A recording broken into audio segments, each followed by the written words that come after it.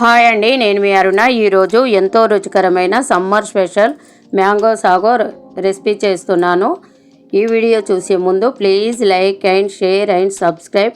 మీరు ఇచ్చే చిన్న లైక్ నాకు ఎంతో సపోర్ట్గా ఉంటుంది. మరెన్నో న్యూ రెసిపీలతో మీ ముందుకు వస్తాను. ఈ మ్యాంగో సాగో చేయడము చాలా ఈజీగా ఫాస్ట్గా కూడా అవుతుంది.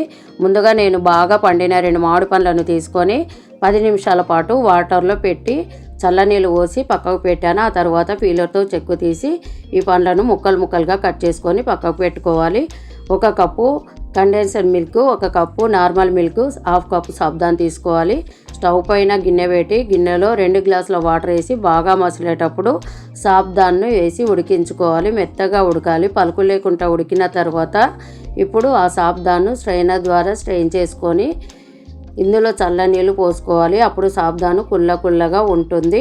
దీన్ని పక్కకు పెట్టుకొని మిక్సీ జార్లో మామిడి పండ్ల ముక్కలను వేసుకొని ఇందులోనే కండెన్స్డ్ మిల్క్, నార్మల్ మిల్క్ వేసుకొని మిక్సీ పట్టుకోవాలి. ఇలా మిక్సీ పట్టిన జ్యూసును వేరొక బౌల్లోకి తీసుకోవాలి.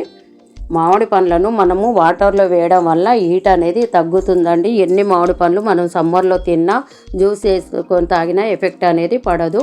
ఈ ట్రిక్ కంపల్సరీ గుర్తుపెట్టుకోండి.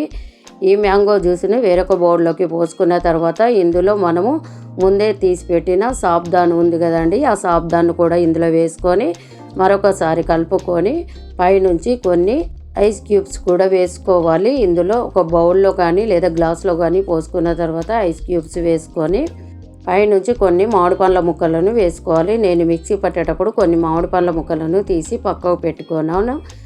చల్లగా సర్వ్ చేసుకుంటే ఎంతో రుచికరమైన మ్యాంగో సాగో రెడీ అయిపోయిందండి.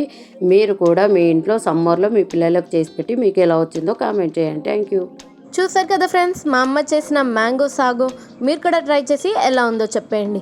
Please like, share, comment and subscribe. Thank you for watching.